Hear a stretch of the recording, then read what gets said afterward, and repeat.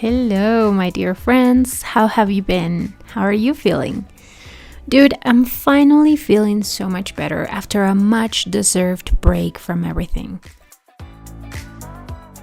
I feel like this Mercury in retrograde hit me hard, no joke. Ever since the launch of my podcast, I haven't really stopped producing content, and I noticed that my energy levels were low, so I took a break, and I gotta say, I'm feeling so much better. I woke up early this morning, had lots of water, had a good breakfast, took my dogs for a walk, and in general, I feel so inspired to continue with this podcast, and I'm very excited about the upcoming episodes. It's a sunny and beautiful day here in Peru where I am currently located, which is very refreshing because I really miss that sunshine and breezy air that I had in South Florida. What can I say? I really am a Miami girl. This week's episode is a little different. We're talking about sustainability, and my next guest is very passionate about what she does. She is a sustainability blogger and advisor who guides people explore better alternatives for consumption that are budget-friendly and, of course, environmentally friendly as well. We navigate different topics around sustainability, such as advocacy, lifestyle choices, and even politics. I love this chat so much because it was very relaxing and educational at the same time. I really love Xenia, and I think you will too. Hello, Xenia. How are you? Thank you so Hi, much for Gabriela. being in this podcast. Thank you so much for agreeing to this interview. So it is 5 o'clock, I think, 6 o'clock in the Netherlands. No, it's actually 2:30, so it's 2:30, fine. yes. All right. Thank you. So tell us your story. Why did you decide to start documenting your journey towards minimalism and zero waste? I think I've always wanted to put out online things that I want to share, and I want people to get inspired and perhaps try for themselves. And I think there is a big misconception that being sustainable is expensive or hard or takes a lot of time. And that's why I started sharing quickly, short clips with tips what you can be doing, particularly in terms of hygiene, cosmetics, and eating vegan or plant-based foods, which I think could inspire a lot of people to try to do the same. And I've just I think that there is a lot of shame and a lot of negativity online, and people spreading. I think it's great that there is spreading awareness of the climate crisis that we are in, but it's overall very, anxiety-inducing thing. And that's why when I share the topics that are problematic, for example, the plastic pollution or how harmful the traditional harming practices to the environment are, I still offer a list of things that you can do by yourself, or that you can look for if there are any kind of private companies regulations, for example, like sustainable palm oil or sustainable soil, sustainable paper. I always mark them down so that you as a consumer can at least support some of the sustainable practices. Or if you can avoid some of the things, for example, it's always easy just to look up if things have gelatin in them, and if there is a vegan alternative which doesn't sacrifice the price or the quality of a product, right? So I think this is why I started sharing some of the things. I remember that I had like a rubric where I would share zero waste swaps that I've done, and that are so easy and quick, and that could be made within a day, because sometimes all you have to do is just eliminate using something, and people rarely think about it. How long have you been doing this? So I started to be a minimalist and to declutter in 2013. Back then, I didn't even know that this is a term.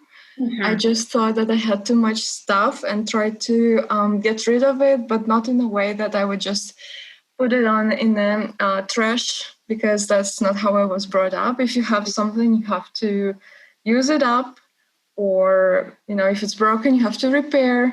My parents would never throw away things. It's borderline hoarding, but it's because they grew up in Russia, and a lot of things were so scarce that if your umbrella would be broken, you don't throw it away and buy a new one because it's too expensive. You would try to fix an umbrella and then have it for 10 or 20 more years, right? So I would just sell things. There are a lot of, even in 2013, there were already so many platforms to sell stuff that you don't need, and there were a lot of secondhand stores as well. So I was a student back then. I just came back from a trip to Poland for 5 months, where I studied as an international student. And I just realized that I didn't need so many things, and I started selling them and not buying anything. Instead, I just enjoyed having this freedom and knowing that my personal belongings fit in a suitcase. It's a really good feeling. That's so liberating, and that's something that I remember when we first started, talking. You said something that caught my attention, and it's that practicing minimalism set you free. Like you felt free, liberated in a way, So how exactly did you, when did you started putting, giving it a name? When did you realize that it was kind of becoming a lifestyle? I actually didn't give it a name or a lifestyle for a while.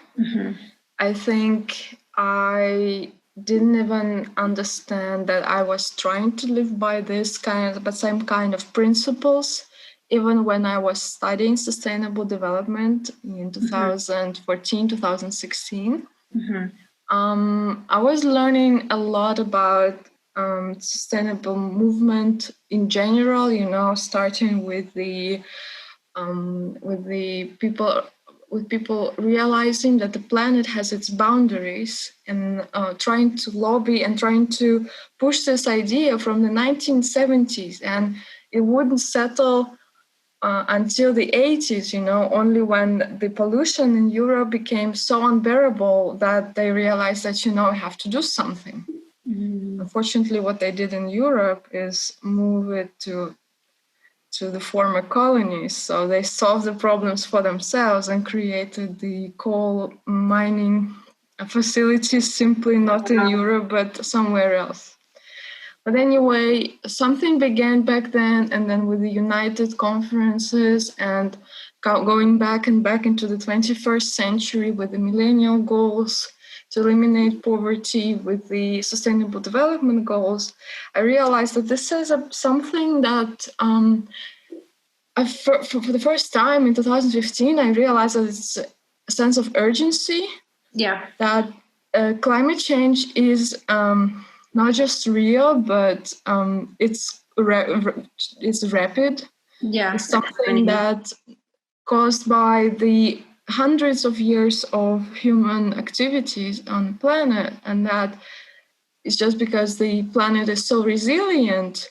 We are only seeing the impact now, but it has been something brewing for many years. And the sooner we realize it and tackle it, the better. Well, 5 years passed, and I am so upset to see that there are still climate deniers, and there are still people, I don't know how people would just live without knowing it. But back then, I also didn't know, and I opened my eyes, and I'm really glad that I had the opportunity to get an education in this area. Would you say you had to seek out for, did you have to seek for information, educate yourself on, Yeah, for sure. I wanted to do, I needed to know what I can do immediately, right? So, and I started with the thing that seemed the most essential at that moment was the recycling. And I tried to educate myself on what type of trash there is, how it gets recycled. I found a whole new world of types of plastic, and that some plastics are actually not recyclable at all. So they are produced to be either sent to landfill or burnt in an incinerator. A lot of people don't know that, the whole Exactly. recycling. Not every single plastic, is recyclable. And there's even a number, I didn't know that up until like 2 years ago. Unfortunately, it took me that long. But I learned that I had to flip the bottle or the packaging and kind of look at the what do they call the degree, the number? Yeah, it's label, eco-label, I would say. And that tells you, if it's recyclable or not. But a lot of people don't know this, know. And I feel like information is not readily available to you, especially on social media. So I feel like we have to seek that information. We have to go out of our way to find this out. And I wonder, how are governments not doing better at this?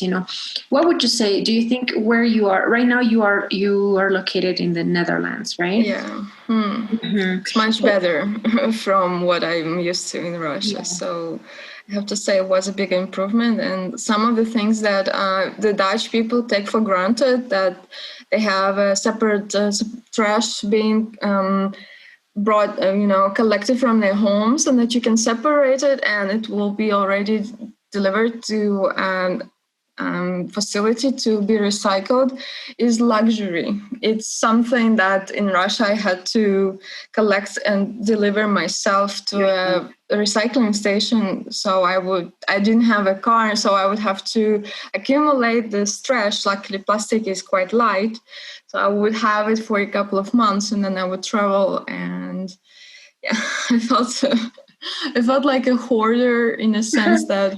Yes, you have to collect everything, especially you have to collect. You have to wash them. Have to remove the labels. Have to separate the cap. Yeah. So the same thing goes for cans, right? For example, like a tuna can, you have to rinse it off and then put it like for recycling, which is something I also had to learn the hard way. Somebody one time yelled at me. He was like, "You have to clean your trash. You can't. It's not just recyclable. It has to be clean." The same goes with glass. Like some types of glass, they don't get recycled, and even cardboard. Like a box of pizza. If it's greasy, it no longer serves for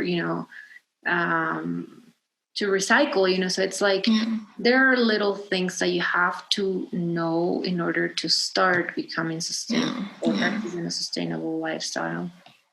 And at the same time, it's not just your responsibility. That's the whole thing. We don't learn it at school.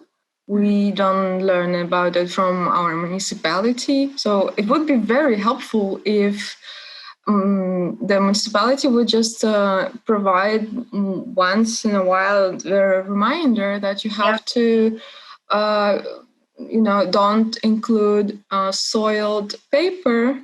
You put it in your green bin for compost instead of contaminating, maybe making, from this pizza grease, making all other paper which could be recycled, also greasy and not recyclable, right? So. It's a very complicated question in a way. Whose responsibility is here? I think I kind of belong to a school of thought that it's both, right? It's dependent because we humans live in a society, so we are a product of it, and at the same time, we shouldn't view the government as a body that's completely torn from us. Because technically we have influence over it, and it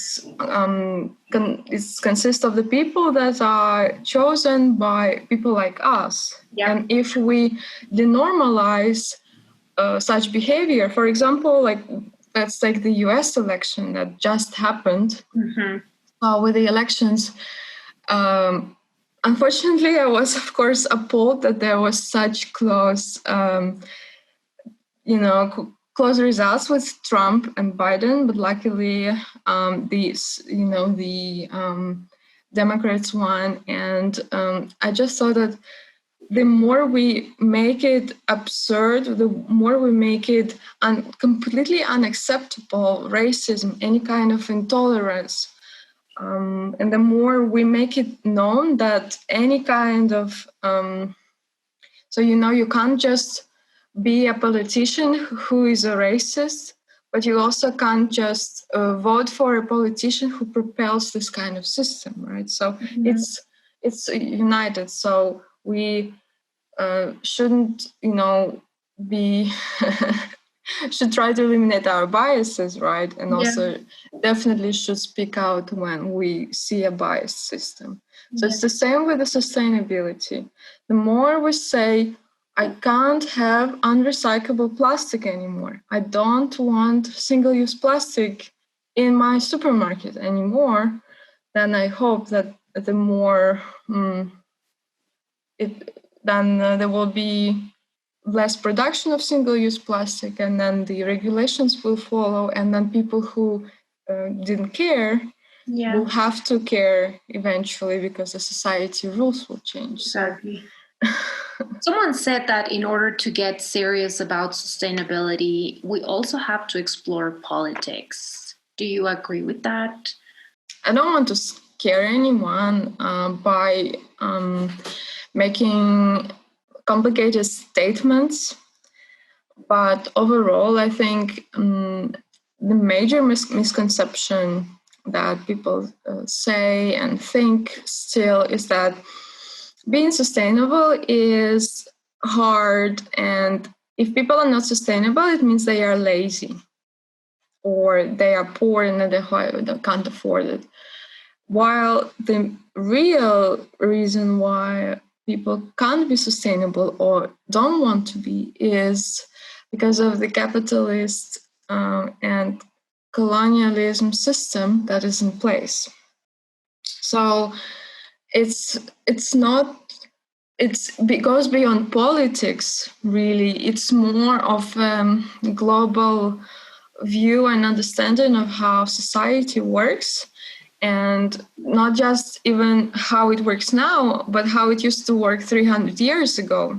Mm-hmm. And why, like I said in the beginning, why did the European nations having problems, related to the environment in their countries, just thought that it would be okay to move the production to countries where there are, to their former colonies, basically. Yeah.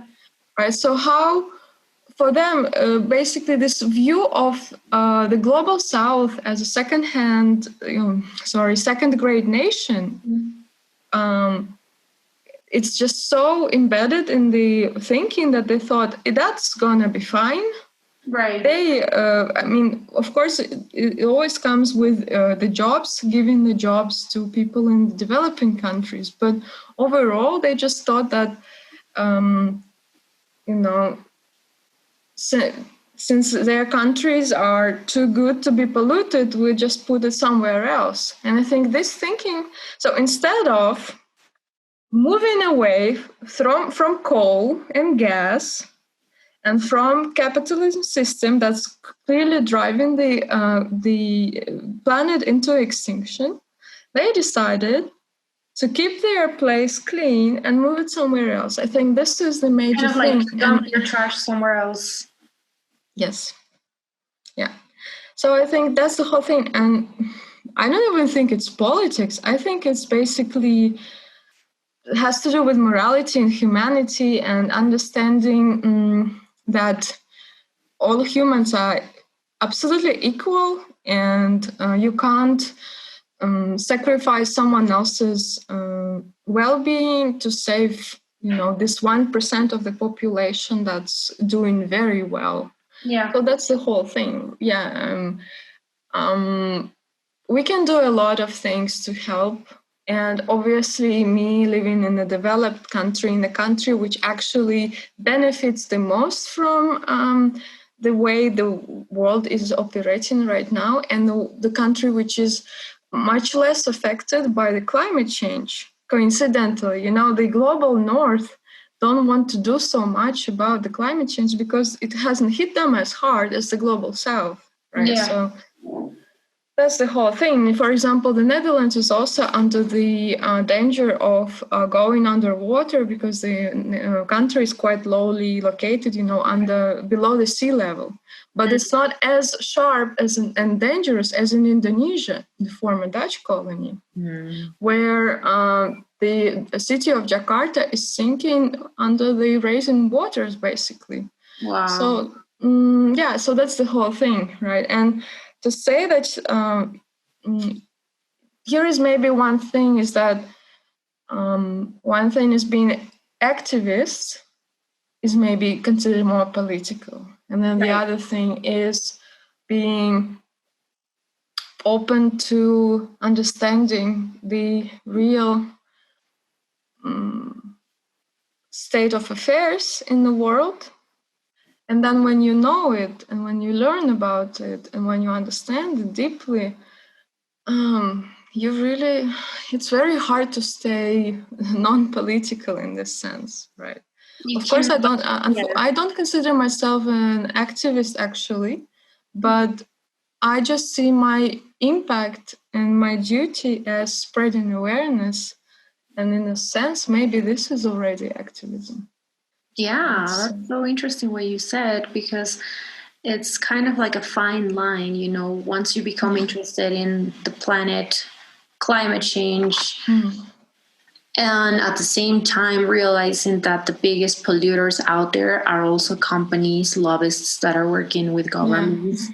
It's hard not to get political about it and question certain things. But you said also that at the same time, what could we do at a micro level? Well, spread awareness, it's so important because there is a lot of content out there that is misleading. And I feel like nowadays, being plant-based or being a minimalist is being commercialized to kind of sell an idea to be with the cool trend. But in reality, a lot of people don't understand that it's a lifestyle that comes from a mindset, and it's to fix something bigger. It's not just to be cool on Instagram and join the trend for a few seasons. It's exactly like you say. It's a lifestyle because you preach what you believe in, and if you can't prove in your lifestyle that you actually live by your own beliefs, what's worth is it, right? So I think that's the whole thing. I can't be calling everyone to try to make more sustainable choices if I support if my bank if I have interest, or if my bank is in supporting fracking and coal or something like that. So that's what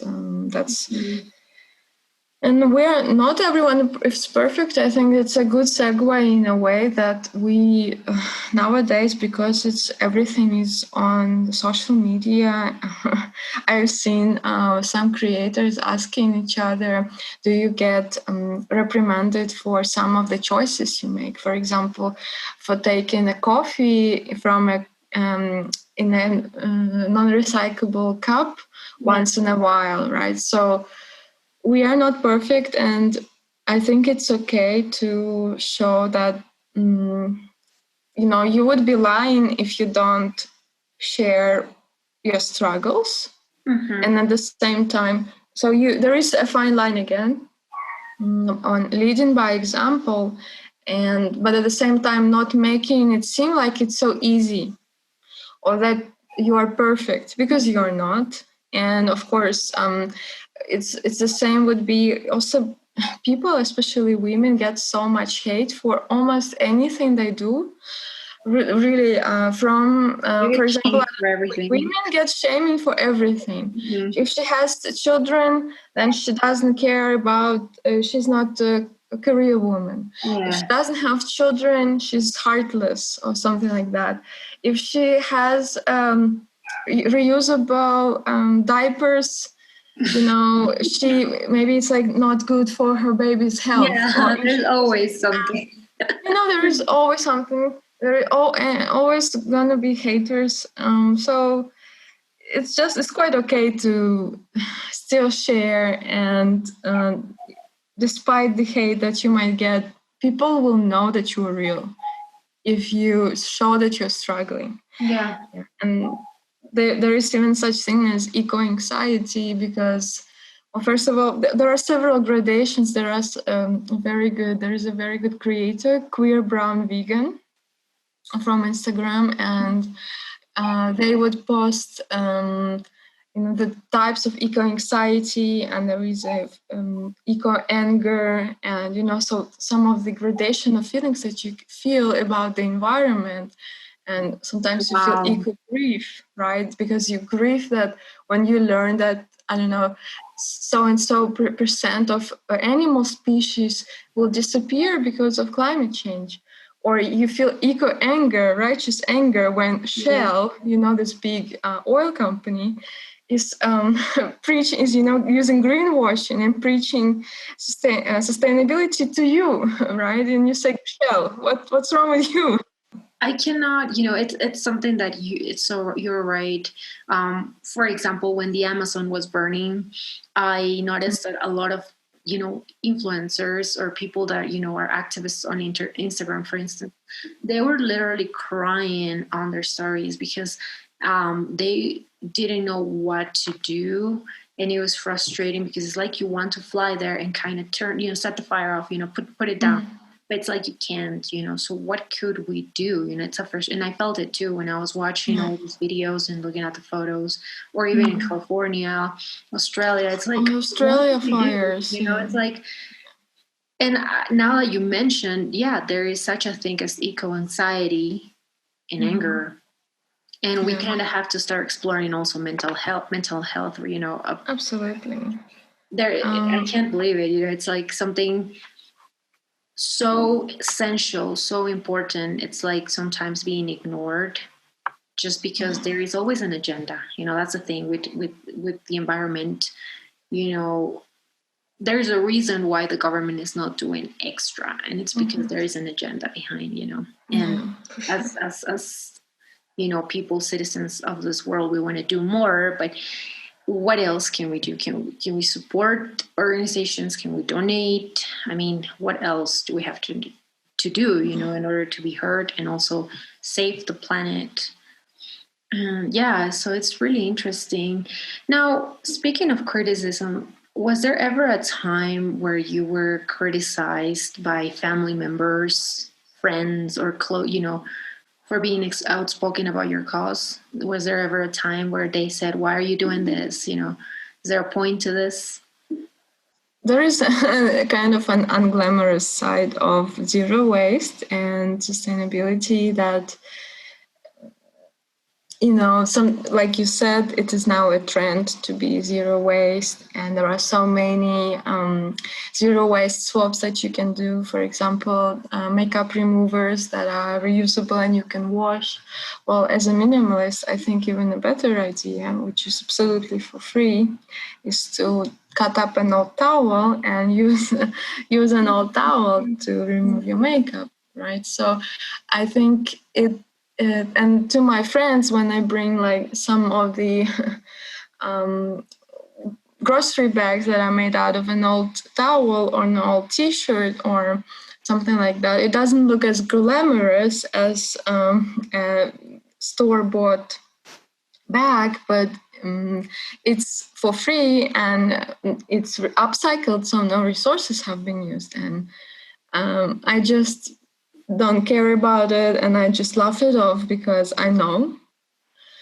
But if for some people they are planning to make, because I've been living, and it takes much more than just laughs to deter me from my lifestyle. But I understand that it might be hard if you're not supported and laughed at for saying, I won't drink coffee with you guys because I don't have my cup with me, and I don't want to take out, for example, right? So it's sometimes very hard to resist and to say or to suggest let's stay in and have coffee from a reusable cup, from a restaurant instead of taking out.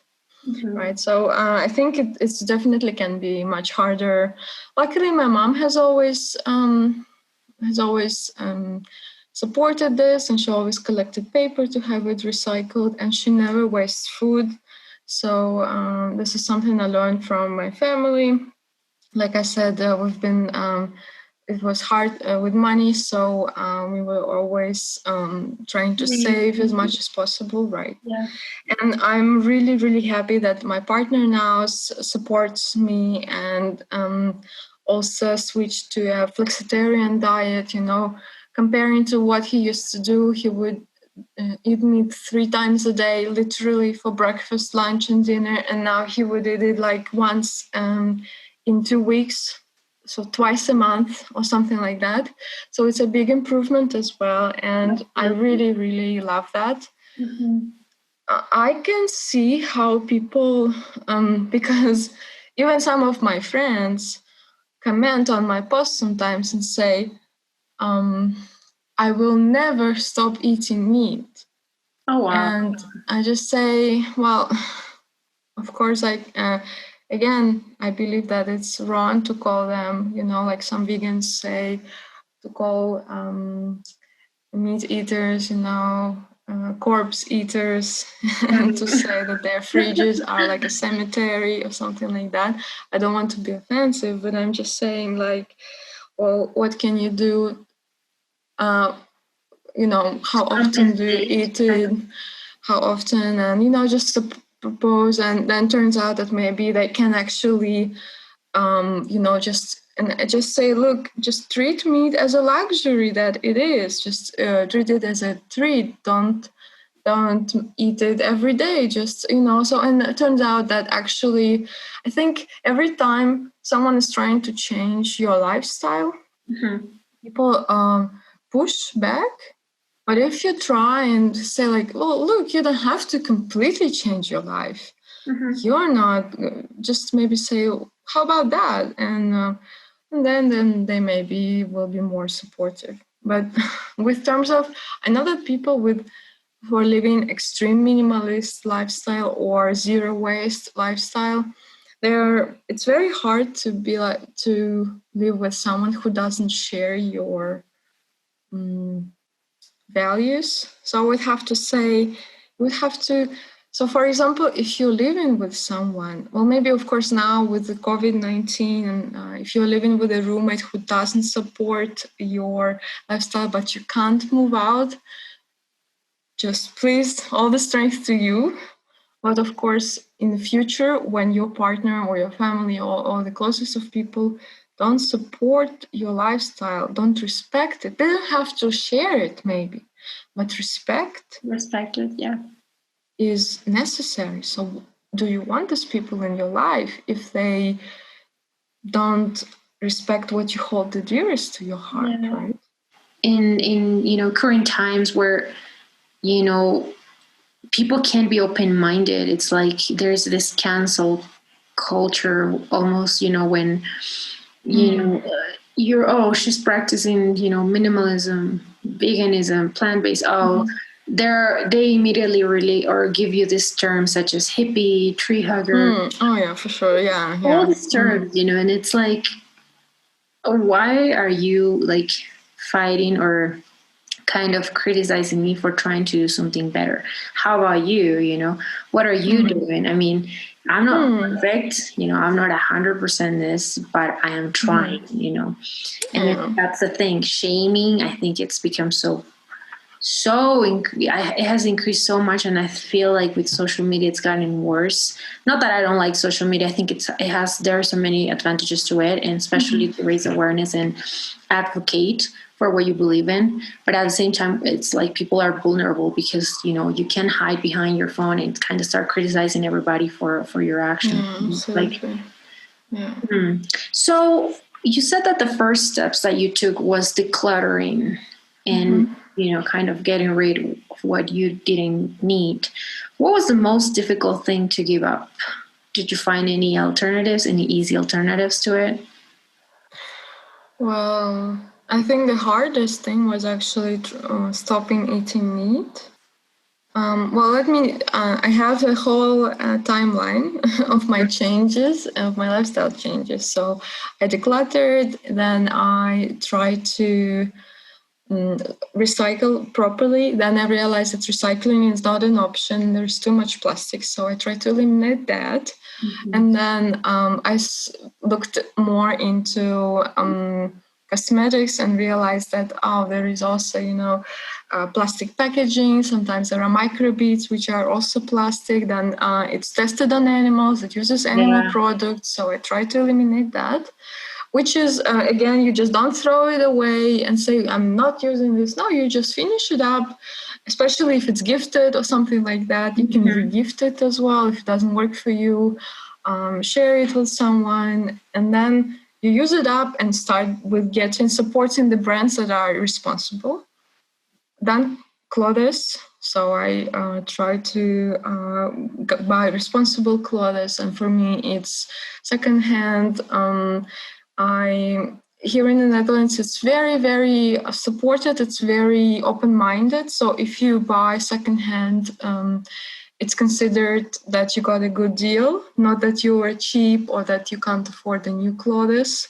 You don't have to demonstrate your status with expensive things or with expensive new things. Getting secondhand, getting a good deal is great. Yeah. So it's a big thing, and it's a big culture here. So if you get a good, affordable, high quality piece, which usually is, if it's secondhand, it survived the first or the second already owner, and it's still good looking. It means it's a really well made piece, right? So I started not to support fast fashion, and then I knew it for a very long time that I have to stop eating meat, but it was hard.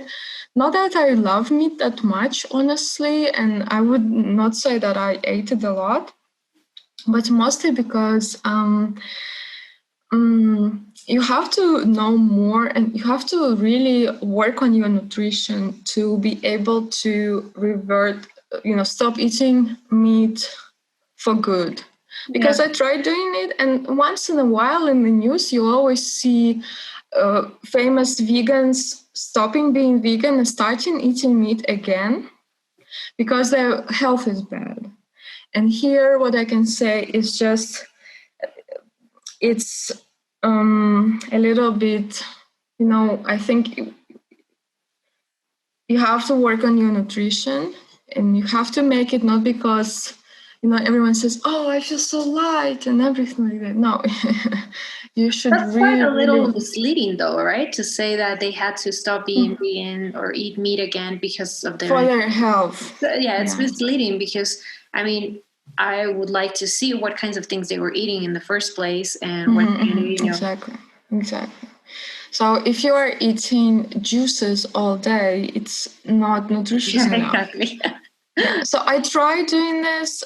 It's also related to the fact that that's also a raw motivation behind, because I heard that, people who eat raw vegan diet are losing weight quickly. And because I'm a woman pressed to look a certain way, I've always wanted to lose like 10 kilograms all the time. And I was switching to raw vegan diet, and it's not for everyone. And it's definitely very hard to maintain for a long time unless you plan your nutrition very well.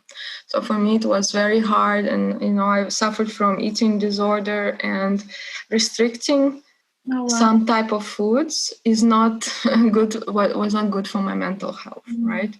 Until I realized that okay, so I need a certain amount of protein and fats and carbs during the day. And what I think is that everyone everyone knows, carbs are, make you fat, protein makes you muscle. And then people kind of don't think that fats are important, maybe unless if they are keto. But fats are actually very important, especially if you live in a climate where it's cold, because they also give you energy and they also keep you warm. So what I try doing when becoming a vegetarian is just try to have enough fats, and that could, just olive oil. So if you live in a climate where you can have avocado, get the nuts. So, you have to have enough fats as well so that you don't feel weak and tired, because this is a symptom that some people experience, right? And another thing is that if you eat raw, veggies or raw nuts, they could be quite harsh for your gut. So you also have to cook them so that you don't have too much flatulence, because a lot of people switching cold turkey, to vegan food, they realize that, they eat a lot of beans and peas and nuts.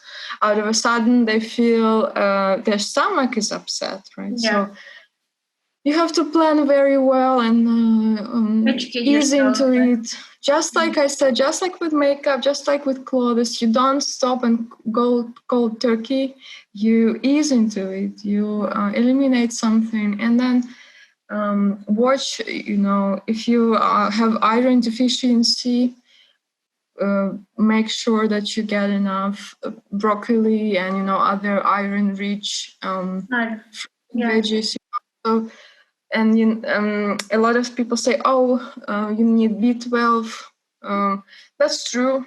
I support myself with B12 vitamins that I get because they are mostly found in animal products, right? So, educate yourself. Don't think it's that easy. No, it's a journey. It's a journey. Yeah, it's, your body, don't let it down in a way that, you can go on living on food, water and bread for a very long time. It's just that you don't get enough nutrition. So I think it should also, I think maybe it's a very personal journey for me as well because of my eating disorder history. So for me, it was kind of restricting at first for a reason to lose weight. When the reason was not to lose weight, but to have a more environmentally friendly diet, the pressure was much, it came from a different place. It came not from a place of society pushing to work on me to lose weight, but it came from an internal motivation to stop eating animal products and to eat,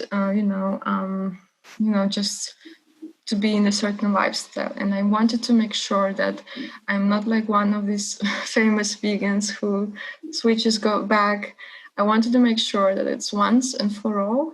Yeah. And that I am never going back, because the whole, it's just something that changes in you as well when you maybe research more, when you listen to non-Western, non-white creators, is maybe sometimes a little bit different perspective on the way other cultures look at animals. And how, for example, in a lot of people here in Europe think that, animals just are yours and then they are made to be slaughtered. But in some countries, in some also different religions, or for example, in indigenous cultures, animals are not below you, but they are your equal, and you can't own it, and you can't. That's why sometimes like eating an animal is, or either indigenous peoples, for example, if they do eat the animals, they use it all up. For example, the peoples of the north, right? They use it to survive, and they use the fur and everything. Or it's such respect, like in Buddhism, for example, that it's you think that there is a soul of an incarnation, basically. So you don't hurt the living being just because it could be could be you in another life, right? So it's there's a degree of respect. Yeah, for which sure. doesn't happen with like farming, for example, in the US or Europe, absolutely. unfortunately. That's something that while I was, educating myself, that was the hardest thing to learn. And luckily for me, it was more of an easy transition because I myself am allergic to dairy. So it wasn't that hard for me to give up cheese or milk or those things. Really, that was like second nature. That was, that wasn't hard for me. Meat, I grew up eating meat, but I don't know what happened while I was in college. I just became tired of it. And this was before I was trying to, stop eating meat, before I was educating myself. I just became tired of it, and I realized I actually didn't like it. And it didn't sit well in my stomach, and I felt bloated. I had all these symptoms that for me it was easy, but I feel like for people that don't have all these problems and they could just consume whatever it is that they want, the journey is much harder.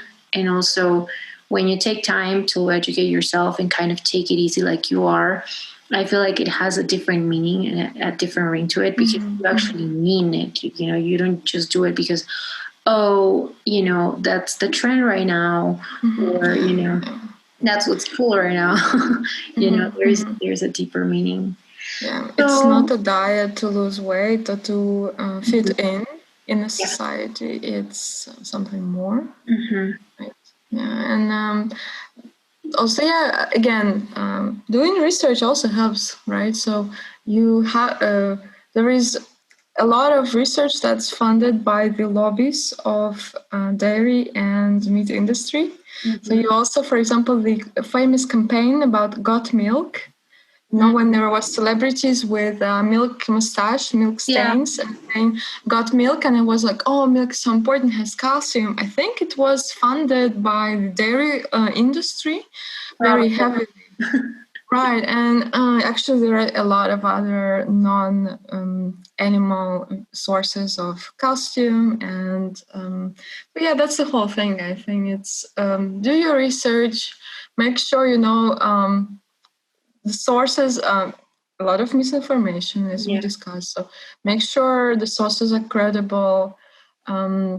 Be open-minded. Be flexible. Don't judge. What are 3 steps that you can start doing now from zero? I would say get inspired first, because maybe if you find a creator or something that's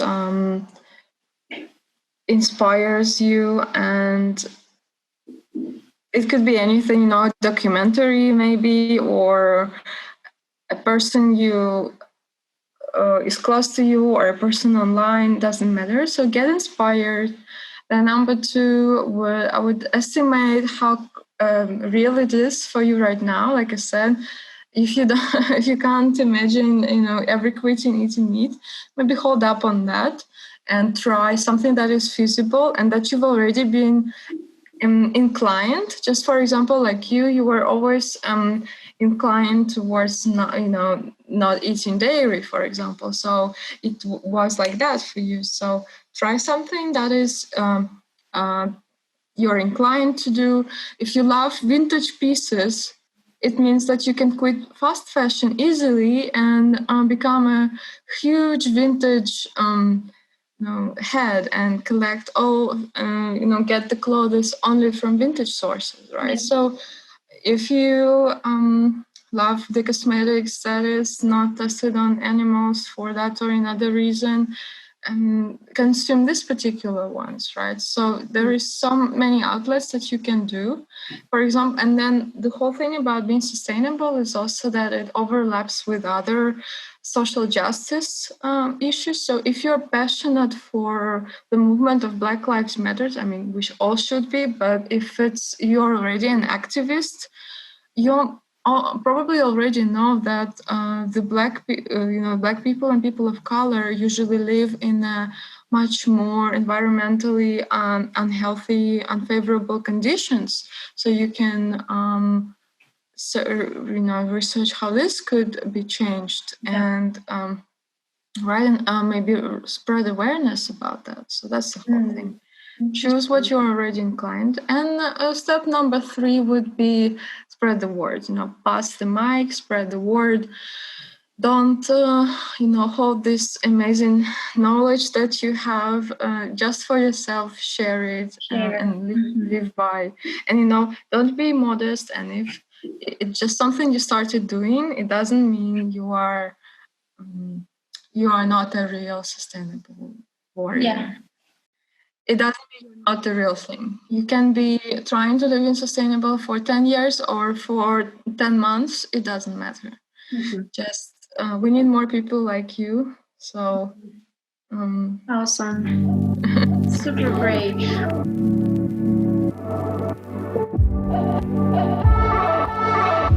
Thank you for listening to this episode. You liked what you heard? Tell me what you liked in the review section, and if you want more episodes like this, please share your suggestions. After this episode, I invite you to follow the Invernadero Mind Podcast Facebook page, where you'll be able to find show notes, resources, and other information about this episode. I can't wait to see you there.